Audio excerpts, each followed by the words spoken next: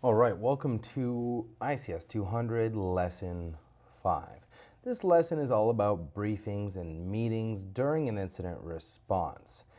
As a responder, the briefings you receive set the tone for your work. They tell you what the priorities are and what the hazards are and what your job is. So we'll also talk about operational period briefing, which will happen at the beginning of each shift, and a few other things, so let's get into it.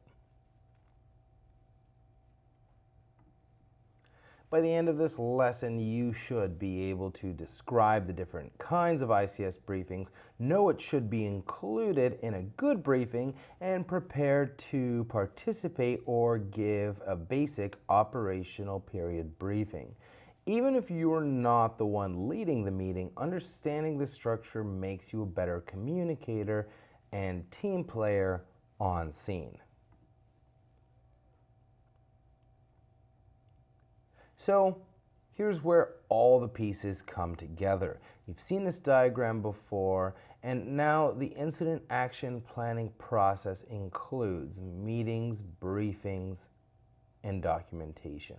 All of this leads to an incident action plan, or IAP, the playbook for the operational period. Good, important stuff here. For field personnel, it's your job to know your part in that plan, maybe not necessarily memorize every piece of that plan, but the more you understand of the big picture, the more helpful it is to your role, in my opinion, but I think in practice as well. Good briefings, unlike my lectures, are short and to the point, focused on what you need to know and structured around safety and assignments. I actually do try very hard to embody these 3 points, but sometimes when it comes to teaching, especially new material, there's a lot of material that you have to present, and you can't always be short and sweet. But I do try to be focused on the important things. They are not long-winded meetings and open-ended discussions with lots of, dead time where people are just kind of thinking in their own head quietly on your dime while you're there trying to pay attention. That's not super responsible. They're built to keep you informed, safe, mission-focused, and you know what? All of us, will be operating with a certain amount of energy on scene. You don't want to waste that by having people stand around so that you can think about what to say. Know what you want to say and say it. The 3 main types of briefings in the ICS system. We have staff level briefings. These would be for like logistics, planning, and base staff. Field level briefings for responders on scene, likely that would be like you. And then section level briefings for command and general staff and within their departments. You might be involved in field level briefings most often, but you'll likely overhear or be aware of some of the other briefings that are happening. So let's apply a little bit of what we know so far. This goal of this activity is to practice determining the appropriate details required when preparing for an incident briefing and identifying information pertinent to the audience to be covered in the briefing. Cool. So in groups, for those assigned type of briefing, list the specific types of information that you think you should be in. If you're playing along at home, let's just take the field level briefing and use that as your example.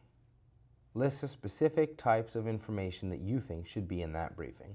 You may want to refer to previous visuals in your student manual, etc., but write some things down, and then if you're in class, in groups, we'll choose a spokesperson to review what you guys present in about 10 minutes. Pause here if you need a second. If not, we'll continue. The checklist helps make sure nothing gets missed in a briefing. We have a bunch of wonderful things on this checklist, like current situation, objectives, safety concerns, work assignments, communications, work schedules, and even some questions or concerns that we anticipate now or later.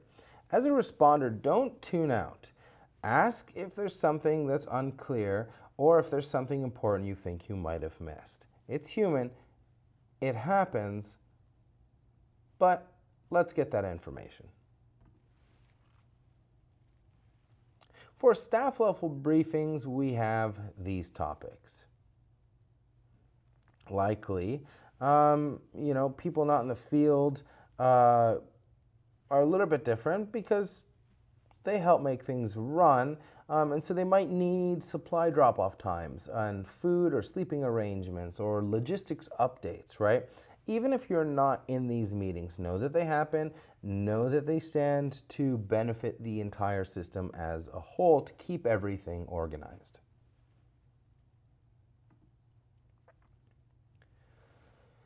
And now on to the field level briefing topics that are probably most relevant to you.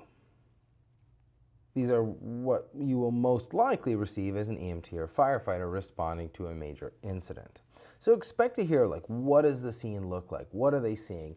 What staging is going on and where that is, what team you're on, what hazards are present, and how to call for help in this environment if needed.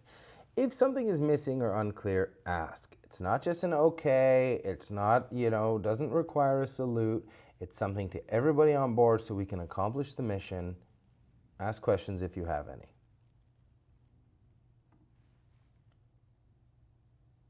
Section level briefings, slightly different. The section level briefings are for command staff, usually section chief and unit leaders too, and they go over the incident plan, coordination between teams, and what to expect in the next shift or the next phase. You may not lead these, you may not be a part of these, but understand how these decisions are made. It gives you a better context for your assignment specifically. And now on to the operational period briefing. This is the big one, the operational period briefing. It happens at the start of every operational period, which is usually one shift of firefighters. Could be 12 hours, could be 24 hours, and it walks through the IAP for the day. This is where everyone from command to field units, seriously everyone gets the same playbook. Depending on when you were deployed and how you were deployed, this might not happen exactly at the start of your shift, but this is a time where everybody gets realigned to the same page. So here's how the briefing usually flows. The planning section chief usually runs the meeting. The incident commander confirms the objectives. Operations then talks about what happened and what's next. Logistics and finance and other sections might share some key updates that happen, and then the PIO, liaison, or safety officers might share some important notes from their roles. Any technical experts might be asked to weigh in, such as weather or other hazards, site-specific information, and the incident commander will then close it out with key reminders and his focus on next objectives. Like I mentioned, there might be some variation to this. Some additional voices might be weather specialists. Is there lightning and wind expected? Air operations, such as helicopters and how that might impact all of your roles. And safety officers to point out things like what are the biggest risks that you're likely to face today or in your role or otherwise. The briefing is not a suggestion. It's the foundation of safe and unified action. So let's go to this scenario here. Let's have a little practice at preparing and presenting briefings. Working in your team, we're going to prepare an operational period using the information that we had earlier from the Emerald City flood scenario. That will be in your student manual, and if not, you can find it online in the links. So include the following roles: incident commander, planning section chief, operations section chief. Assume there has not been a change in command. Safety officer, weather specialist, etc., etc. Using the IAP or known scene details, practice creating or presenting this operational period briefing. And if you're working alone, try, writing a 1-minute field briefing for your imaginary EMS crew, right? Do something that's going to be applicable to where your job will take you. Pause here if you need, and we'll continue when you're ready. Great job. This lesson, short and simple, a lot better than the previous 4, have now been completed. So you should now be able to describe components of field staff and section briefings at meetings, prepare to give an operational period briefing, and in the next lesson we'll discuss organizational flexibility. Organizational flexibility will cover how the ICS structure expands and contracts depending on the size and complexity of the incident. It's what allows ICS to work for both single patient calls and massive hurricane, earthquake, fire responses as well. Your discussion question for the comments is this: have you ever received a confusing or incomplete briefing? Tell me what would have made it better. Let us know in the comments what you share could help somebody avoid that same issue in the field. Thanks for watching. Please like and subscribe if you found this video useful. It doesn't cost you anything and it helps us out big time. We'll definitely see you in the next lesson.